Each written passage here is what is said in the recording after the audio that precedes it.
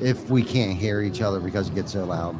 And we are live once again from Win the Storm 2023, April 15th through the 17th. Actually, March. Holy shit. March, April, May, June, whatever. Doesn't matter. I don't even know where the hell we're at. This is eternal. The date does not matter. No, it really doesn't. And I'm your host with Behind the ToolBelt. And this is my friend Heath Hicks with Catchall and Avco Roofing. Are we going to run the What's intro? up, everybody? Go ahead. Run the intro.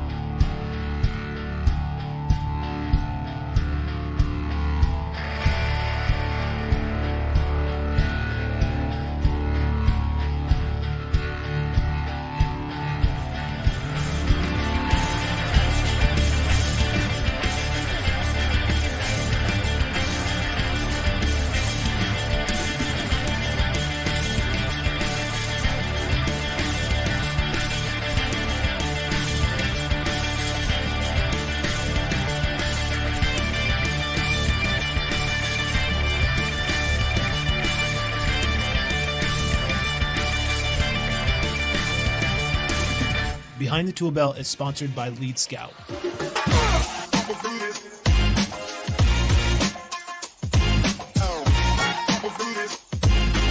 Find out more at leadscoutapp.com. Roofers, you want at least 5 solid lead gen tactics building chemistry. Let's say you have door knocking, referral systems, job site branding, and you add in aggressive SEO, paid ads, and boom! Smells like more leads. hookagency.com. TC Backer, TC Backer.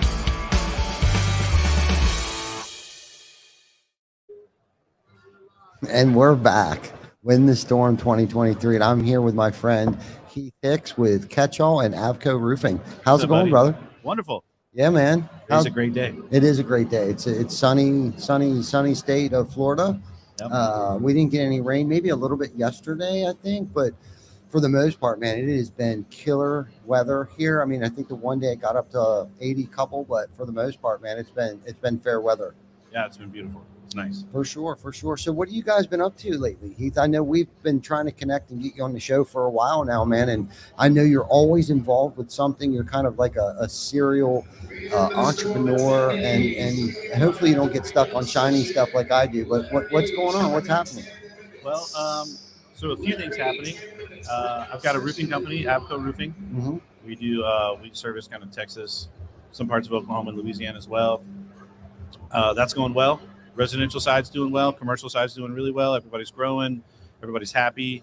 Yeah, that's good. That's real good. Steady. It's leveled out.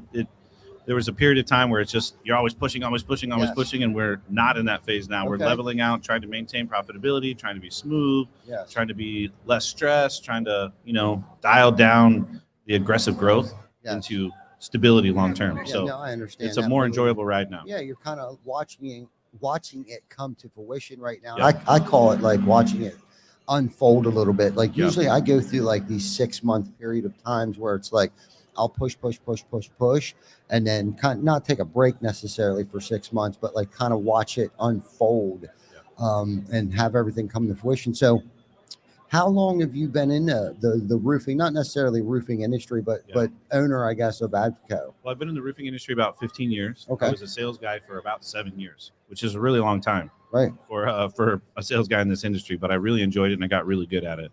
So then eventually I got an opportunity to be an owner, and I purchased a company that was in my town where the owner had passed away, and I'd worked there for a little while.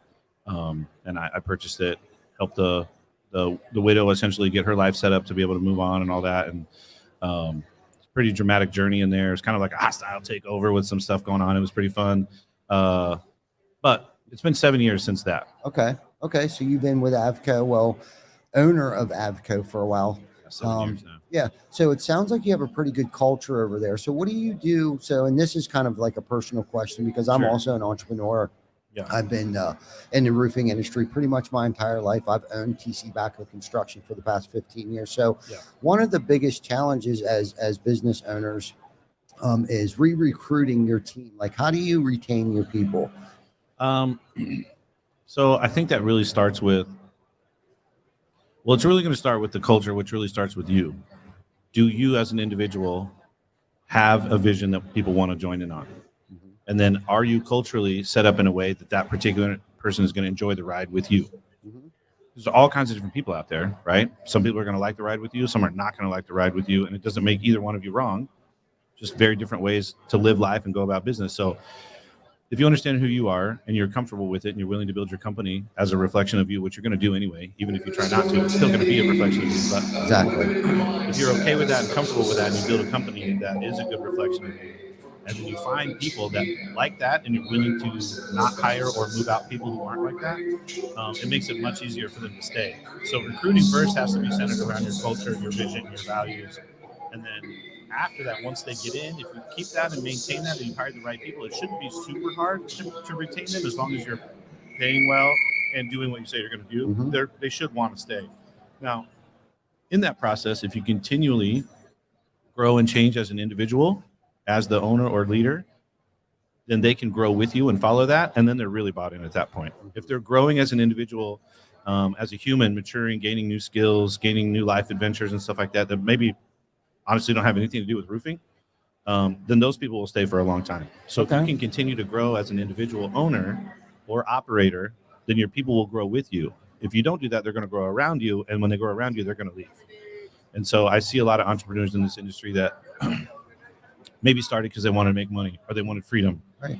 And that's not a vision people are going to want to stay. They're not going to want to work for you so you can have freedom or work for Exactly. you so you can have money. Right. You know, you got to have a vision that everyone can participate in. And it has to be about growing as an individual, as a human, Right. progressing, evolving, changing.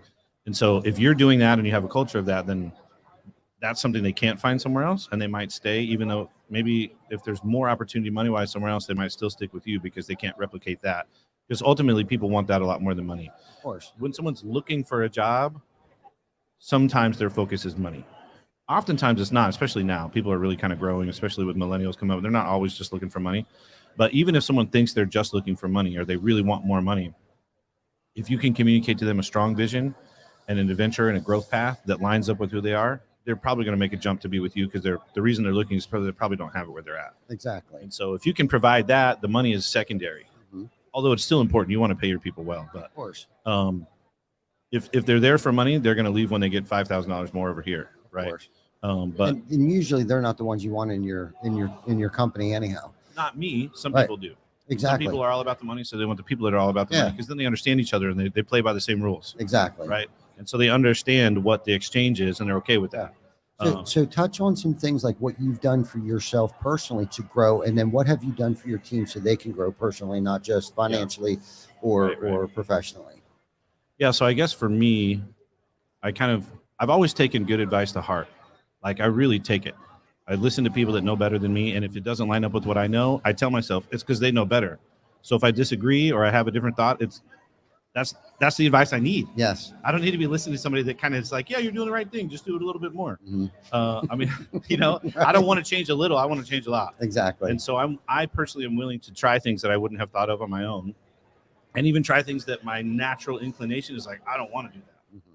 I'll still try it. I might only try it once, but I'm going to try it. So like, for example, when I was 17, I moved to the Philippines and lived in the jungle with a tribe. Wow. The reason I did it is because all the old guys in my church were like, hey, listen, before you go to college or before you get married, you need to go everywhere and do all the stuff. Mhm. Because if you don't do that and then you get married, you're going to be stuck.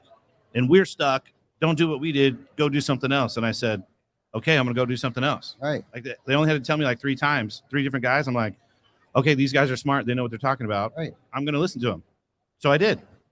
So I've kind of approached life that way. Okay. I've had seasons of, pain and loss where I kind of get introverted and depressed, and maybe I'm not the best at that during those seasons. But Right. generally speaking, I try to listen to people that say things that I don't already agree with. So I'm like, that's where the growth is. I need to listen to stuff that I don't think is true, or the things that I wouldn't do. That's what I need to do. Of course. And so the last 5 years have been a lot about trying things I wouldn't have tried before, specifically because I thought they were dumb, or I didn't think there was anything in there, or I thought it was weird, or like I see this person or these people get a lot out of this, but I don't really see it.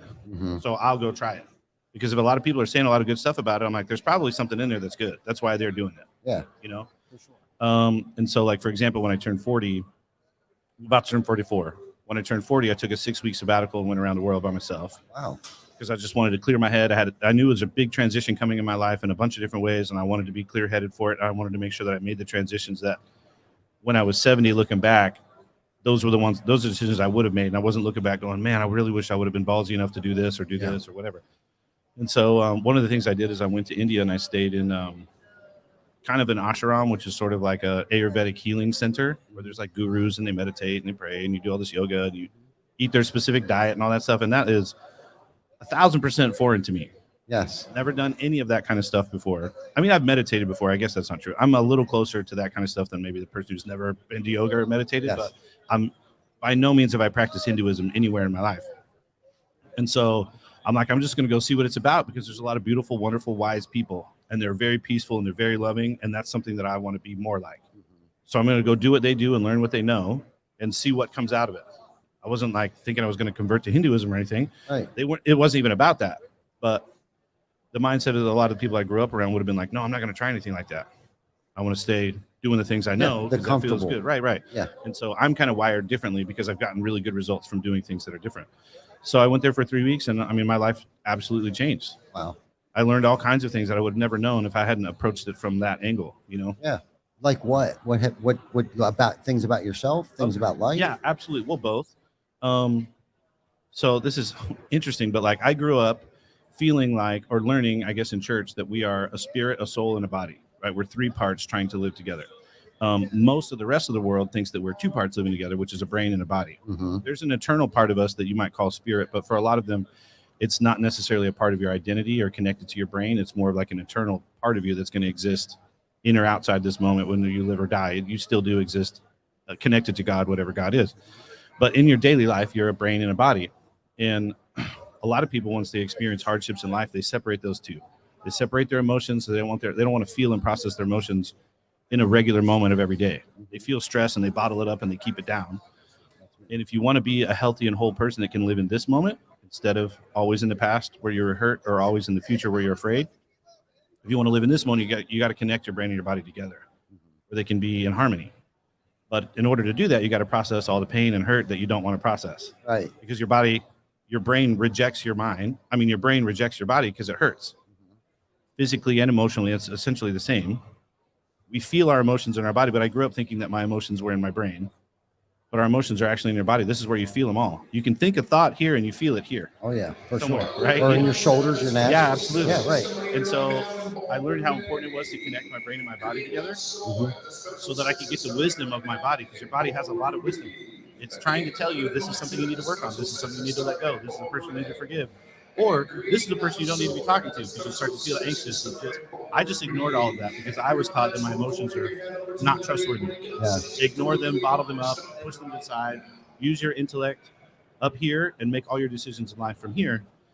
And while there is definitely a time to use this and not let your emotions rule you, there's also a time to listen to your emotions and go, I don't totally understand why I don't like this person or why I want to make this decision, even a good decision.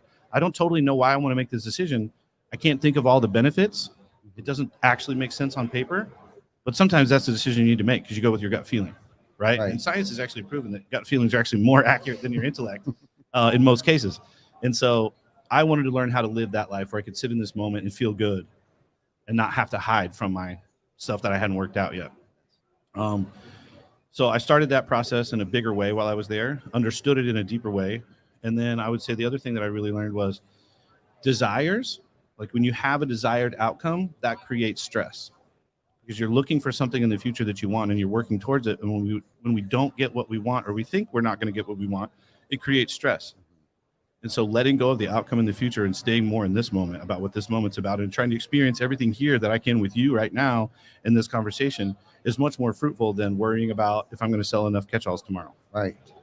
And if I do today in this moment better, I'm going to sell more tomorrow. because I'm going to be in a better state. I'm going to be in the Exactly. right mindset. I'm going to be more jovial to be around. I'm going to draw more people in because they want to be around. They want to talk. They want to see the product. So ultimately, that's the best way to get to the outcome that I want. But if I hold on to that outcome too much, Yes. I move out of this moment into that moment, and I create stress. So when you're holding on to an outcome you want, even if it's with your spouse, I want her to not do this. I want to do this. I want our kids to be like this. Then it creates stress because now you're working towards something that you can't ultimately control anyway. Right. And so letting go of those outcomes and working more in this moment is a big thing that I learned. And I've gotten a lot better at it. And I've been through a lot of hardship since then, and it really prepared me for that. Yeah. Prepared me for that, so that otherwise I would have just been. I went through some tough stuff like a year and a half ago, 2 years ago, and that really prepared me to be able to let go of where's this all going to go? Is this all going to work out? Is this going to be terrible? Not to project too far out. Right. Stay in the now. Right. We call it, having one leg in yesterday, one leg in tomorrow, and pitching all over today. Yeah, totally. Yeah. Right. So in like the personal growth kind of world, they're just going to call that mindfulness, where you're just in this moment. You're mindful of what's happening right now, and you're not worried about what's happening in the future, and you've let go of the past, and you can be in this moment. That's what usually people mean when they say mindfulness. So what do you do to do that? Do you like pray? Do you meditate? Take 10 deep breaths? Like all of it? All of that kind of stuff. I've learned a lot of different ways to do it, and I just kind of cycle through different tools in different moments with breathing or meditation or relaxation, or sometimes there's fun things that I do that have a meditative quality, like riding my mountain bike. Yeah. When you're riding your mountain bike fast, you can't think about anything else. No. You have to be in that moment, because as soon as you get out of that moment, you're going to face plant and it's going to hurt. Oh, yeah. And so your body realizes, hey, we need to be in this moment. And their mind realizes we're all focused on the same thing here. We can only do this right now. Yes. And there's something very meditative about that, because as you let go of those things you were carrying before you started that exercise, you don't pick them all back up when you're done. Right. It just doesn't seem that important by the time you step off the bicycle. Absolutely. That's awesome. And so anything that gets you to focus on this moment is beneficial. Okay. And the reason people use breath, you hear a lot of people talking about breath. Take deep breaths, do breath work, whatever that is. There's a lot of different ways to do. The reason people talk about that so much, the breath itself has a good effect on your body. But what it really does is it lets your mind relax. Because if you're thinking about your breathing and you're thinking about what it feels like, and you think about what your body's feeling as you're increasing the level of oxygen in your body, you start to get tingly, you start to kind of wake up, it feels good. You kind of like have a good rush of positive emotion. Now you're thinking about that, and you're not in the future and you're not in the past. You can sit in this moment and just say, what is this moment? I love that. And so it's not like there's a miracle behind 10 breaths. It's not like a secret code or a magic, incantation or something. Yeah. Right. It's that you're just letting go of things and you're focusing on this right now. And it breathing isn't good or bad in a sense. It's very neutral. You have to do it to stay alive. So it's good that you do it. But it's not like it's a miracle cure either. It's not like you're praying to this ultimate creator God, whatever that is for you. You're just sitting in this moment, not doing anything. Yes. And you're letting your body feel what it wants to feel, and you're letting your thoughts kind of float around. So when you meditation isn't about not thinking something. Yeah. Or not thinking anything. It's at the opposite of that. It's letting go of the things that are complicated in future and past, and just seeing what's here. What do I need to think about right now? Because a lot of times during meditation, I do think. Right. But when I'm meditating, I'll think different thoughts than when I'm not meditating, and they're much more neutral. They're much easier to think about, and I don't have a lot of stress when I think about those things in that state. If I'm not in a meditative state or whatever, and I think about the future, it does stress me out. Yes. So. Yeah, no, I love all that, because, I think that's the thing. I think too much of us try to control the past or the future, and like you said, it just gets us stressed out. Jana's dad, who's here, not Jana's dad's not here, but Jana's here, my wife, her dad is like a form of mentor to me. And when I'm bouncing things off of him, and usually it's worry or stress or something like that, and it usually has something to do with nothing I have control over, right? And one of his famous lines is what's wrong with right here and right now? Like really, look, what's wrong with right here and right now? I'm not hungry. I took a shower this morning. What's wrong with right here and right now? And when you can keep that, as simple as that sounds, and it might sound stupid, but it's really not, when you really think about, like, there's nothing wrong with right here and right now. So getting back to you here a little bit, is there anything that you do in the morning to prepare yourself for the day? Yeah. So depending on the morning, I'll do different things. There's always some breathing involved in one way or another. Even if I'm in a massive hurry, I'm still going to sit on the edge of my bed and I look out my windows. I have a big glass wall in my bedroom. I still sit for like 10 breaths and I look outside and I just look at what's wonderful. And I think about what's wonderful. this is wonderful. Those birds are wonderful. Whatever it is that I'm seeing, the fog coming off my pond or whatever it is, I just stop and don't jump into my day in high gear, right? From moment one, I stop and I think, because like your comment about what's wrong with right now, I think that's a great thing to disarm yourself if you're stressed.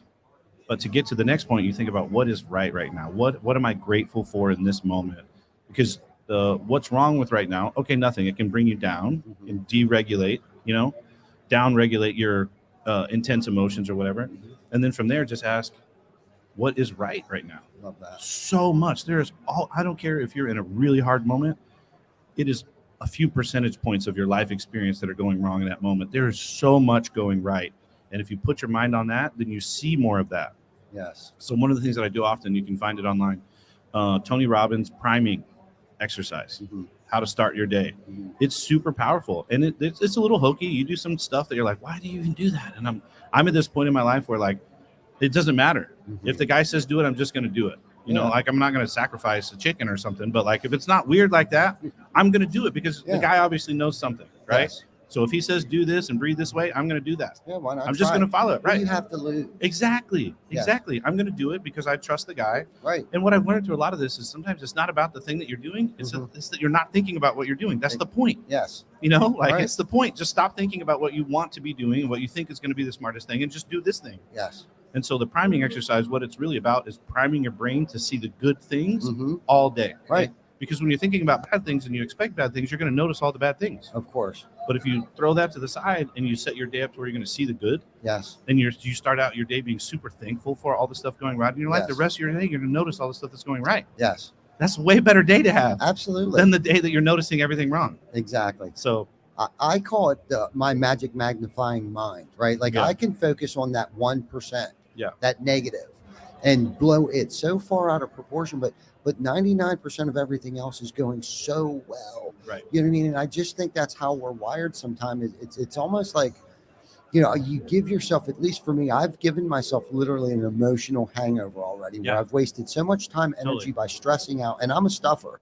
I'll stuff everything. You know what I mean? It's like, nope, that's fine. I'll stuff it. Something else up, nope, that's fine. I'll stuff it. And it's like, I'm not even like nipping it in the bud either. It's like, I'll stuff all these things. Then all of a sudden, one little stupid thing will happen. And typically I'll take it out on somebody else that has nothing to do with that situation whatsoever. And then I feel like an ass. Right. And then I own amends. And it's like, man, I'm so sorry, blah, blah, blah. But man, I'm grateful that we're having this conversation right now, because by you just right now pointing out with you saying like, what's good going on right now? You know what I mean? Because I've always looked at it like, what's wrong with right here and right now? And that probably goes back to my childhood, because I was in a lot of trouble when I was a kid. There was so much self-induced pain and stress in my life that like, I was just constantly stressed. That's all I knew was stress. Like if there wasn't something wrong going on, there was something wrong going on. You created it. Yes, I created it. And that's just the chaos that I lived in. And over the past, I'd say 12, 13 years, I've really worked on myself, like we've talked about, but not to that depth. Right. And then sometimes it's like you kind of hit that plateau, and I feel like I'm at that plateau right now where it's like I need to start opening my ears a little more. Sure. And by no means do I think I know it all. Not that I'm not a hard head every now and then. But for the most part, I'm pretty humble, and I listen to what people have to say to me. And I think the biggest thing is probably my time management. I need to work on that a little bit better to make more time, like that conversation we had prior to getting on the podcast. Like, you don't even look at your emails anymore. Yeah. You have somebody else sift through your emails. And I was thinking to myself, God, I used to do that, but I took it back. I took that control back. Right. Kim used to get every single one of my emails and would reply back to some of them. And at some point in time, I don't know why I did it.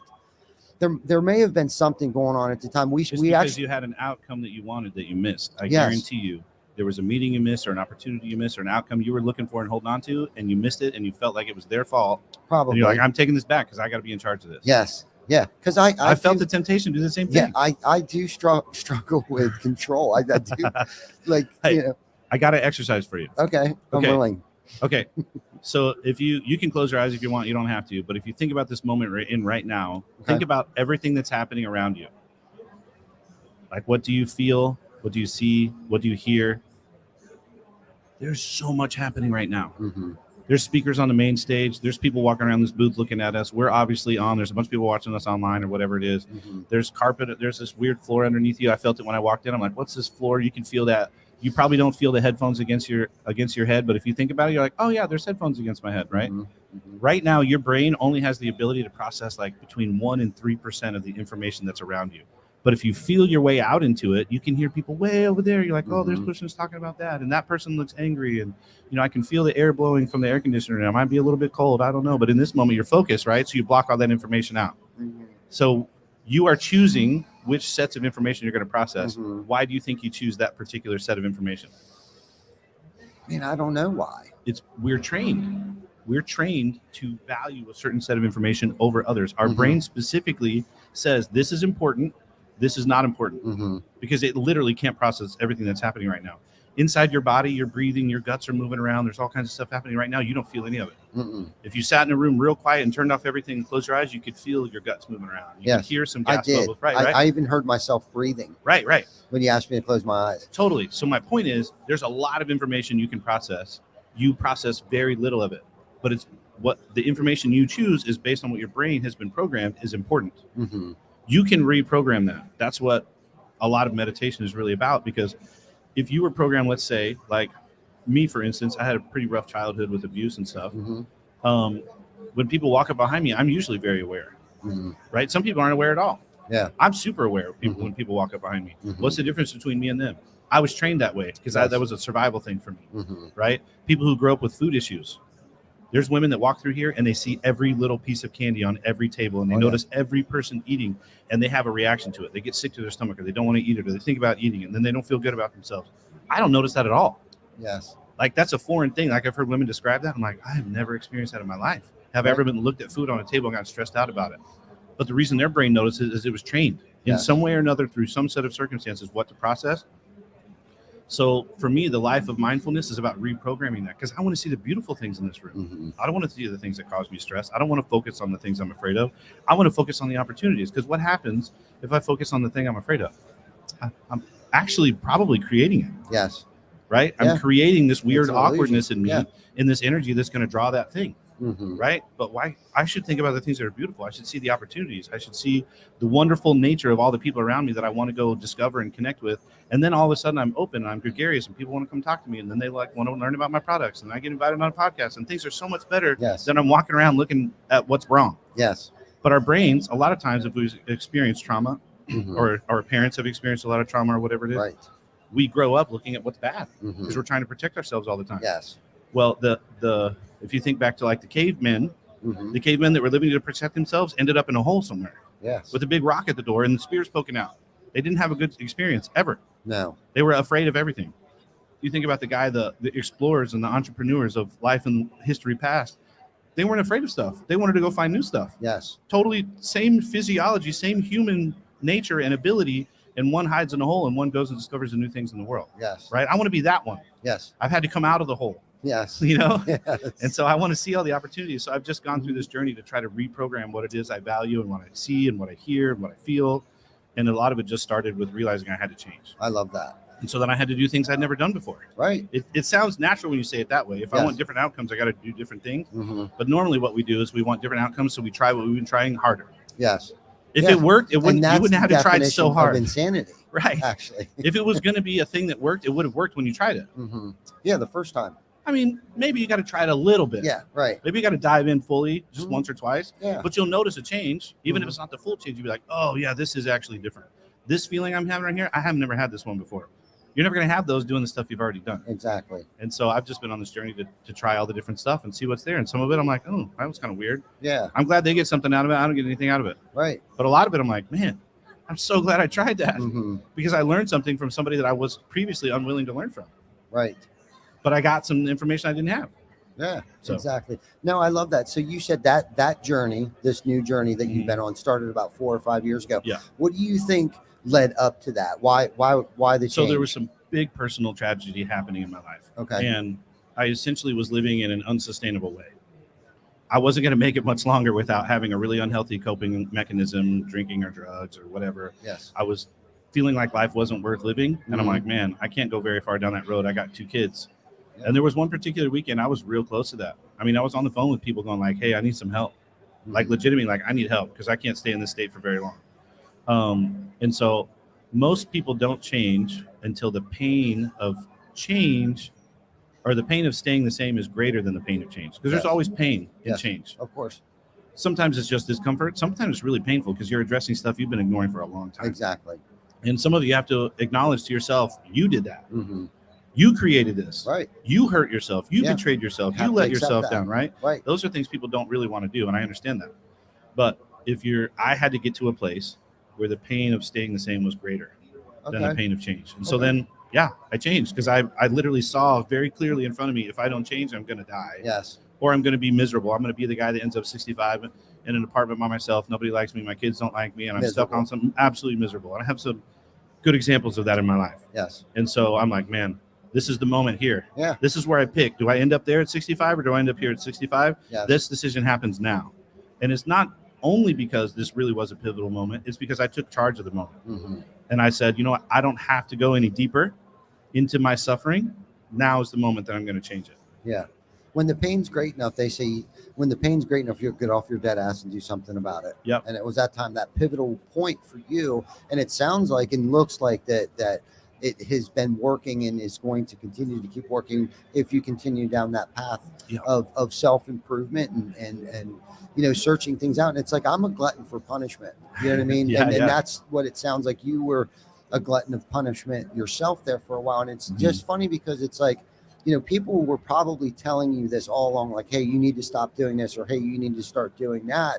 But it's never a good idea until we think it's a good idea. Yeah. Right. When the pain's great enough, I'll get off my dead ass and do something about it. But, what's crazy about that is, we all hit these roadblocks, I guess, whether it's a mental roadblock, a physical, whether it be a health issue. I talked about it a little bit briefly in our breakout this morning that we had several years ago. I was kind of at a crossroad where it was like, man, if I continue to keep working the hours that I'm putting in right now, I don't know what I'm going to do. And I talk a little bit about this, but I've been sober for a while, and I was kind of at that jumping off point where it's like, if I don't do something, I need relief and I need instant gratification right now. Not that I was necessarily contemplating having a drink, but I just knew that I didn't feel good, that I needed help. And it was, I became, and this was more of a professional issue, which bled into my personal life because I was working 16 hours a day. Yeah. And what it boiled down to is that I couldn't do this by myself anymore. Yeah. Right. Like the 15 tasks that I was doing actually turned out to be 12 full-time jobs right. for people that still work for me today. You know what I mean? That graduated into something else within the company, kind of like you were talking about with that culture and stuff. And they bought into my vision. And I had a vision early on. I mean, and a lot of people, there's some people that has worked for me from day one. And then there's people, that's been with me for over a decade. And I love talking about those topics of culture and retaining. I call it re-recruiting your team because you got to re-recruit them. So that was going to be my next question for you, because you touched on that a little bit. Like, so now that, you've did the self-improvement thing and of course that means things changed. Policies might change within your organization, and your company's going to grow because you grew, or you're letting go. You've realized, okay, I'm not so good at that, or I don't like that. I need to hire someone that's better at this and stuff like that. So what have you done for your company, if you don't mind talking about that? Sure. Like for your people, to feel some of those rewards that you feel right now? Yeah. So one of the things we do is we do a company trip every year where a lot of people from our company get to go, and we have the really exciting adventure. Mm-hmm. Like we're about to go to Costa Rica in like 4 weeks, and we're staying in the nicest hotel at the most beautiful place. It's like a spa in there. There's all this cool, fun stuff to do. We're going zip lining, we're going whitewater rafting, we're going canyoneering, then we're going to this all-inclusive beach resort, and we're just like laying out on the beach for a few days and modeling essentially how to let go and have fun and put yourself in situations that are fun, but also a little bit uncomfortable, stuff you wouldn't normally do. Like a lot of the people in my company wouldn't normally jump off a 200-foot waterfall with a rope on themselves and fly down the side of a cliff. That's not something most people would normally do every day. Yes. And so I like arranging those experiences because you grow when you do things that are different. And so we did this trip about 5 years ago, and so many people got done with the canyoneering experience because it kind of pushes you a little bit. Oh, yeah. It's a little challenging. It's fun, but it's like, this is a little scary. Right. And they get done and they're like, man, that was awesome. I've never really done anything like that before. And they come away empowered, knowing that they could do more than they thought they could do. Right. And then same thing with ziplining, man. This place we go is like really high zip lines, really fast. Mm-hmm. And a lot of people are like, I don't want to be the guy that like wusses out, but this is a little scary. And so I like putting myself and the people around me in positions to do things they haven't done before, because that's where you grow. And even if it's fun, you still grow, you know, of course. So we do a lot of stuff like that. I think in the work environment, it's pretty relaxed because I don't have that hold on outcome every moment of every day. Like I need this many dollars in the bank account on this day, and I need these people to sell this much this day. And, you know, we measure the numbers, but like, we really don't talk about them. Like in our sales meetings, we're like, you gotta go sell roofs, or like we're not really driven that way. Yeah. And I think that's because of the way that I see the world. In sales meetings, it's more about like, how do you want to grow? What do you want for your family? What do you want for your future? Here's some tools to like think about life differently. I do breathing exercises in my sales meetings with my sales guys to reset their mind, so that then when they hear some good information, it sticks, and then they can go practice it. And then we teach them how, like, hey, you're in the middle of out there, like doing appointments with people, and you have a stressful encounter and somebody says no, sit in your truck and do some breaths and like let go of that energy, so you can go find the next person and you can be primed and ready to like see them and interact with them and get the outcome that we're all looking for, you know? Right. So I think it spills over in that way, but our office is pretty relaxed. Yes. We don't have like really hard like clock in, clock out times, and we do measure it, but it's like, if you're a little bit late on a day because you need to go here, whatever, totally fine. If you need to leave early to pick up your kid from school because this happened, totally fine. Like, we don't even really question all that stuff. Yes. Because I genuinely trust the people that work in there to do their job. And if they're like, hey man, I need to take off a little bit early today, I'm gonna work a little later tomorrow, I'm not like, okay, cool, fill out this form and I need to see it on my clock, you know, we got to see it on T-sheets, you know, whatever. Like, right. It's generally not like that. Yeah. And so it creates a relaxed environment where it's not as results driven, although we do measure them and we do inspire towards them, but we're measuring more like the feeling and atmosphere in the office being a place where people want to be, because in that environment they'll get more work done, and they'll try less. They don't have to work as hard to do they'll that. do more for you. If they have to leave early, they'll make that time up at home. Yeah. You know what I mean? I totally have people doing that. Exactly. Yeah. Same with us. And that's why I kind of asked you, you know, because obviously you're dropping some golden nuggets here that I'm picking up along the way. And I like to pick other people's minds that have been in the business a long time to see what it is that they're doing. And I know you have a great culture. You have great companies that are thriving. And I don't know unless I ask, you know, what are you doing that now we haven't gone to the extent of breathing and things like that. But I do know the more that I work on myself, the more improved our business and culture becomes, because I'm not so stressed out and it's not a stressful atmosphere. Yeah. And one of the biggest things is not that, you know, we do have structure, but we don't, you know, rely on a certain amount of time for people to come in at what time they're coming in. It's like, you know, that's the thing. We've built it where it's like, I was always the first one there and the last one to leave. Well, there's a group of people that beat me at the office. Like, and I'm not getting up any earlier. Yeah. You know what I mean? Like, I don't have, but that's what they're doing. We've been on the road since November, and it's like, I know that's what's happening. The culture has been built, and the management that's been put in place. You know, it's a great working atmosphere. But there's been a lot of great things that you've shared with us. And Heath, if anything else, if nothing else comes out of this, I would love to stay in touch with you. Yeah, sure. Because I think you're a really cool dude. Thanks, man. And I feel like there's a lot that I could gain from having you in my circle of people, whether I'm bouncing something off of you or just listening to you share with somebody else.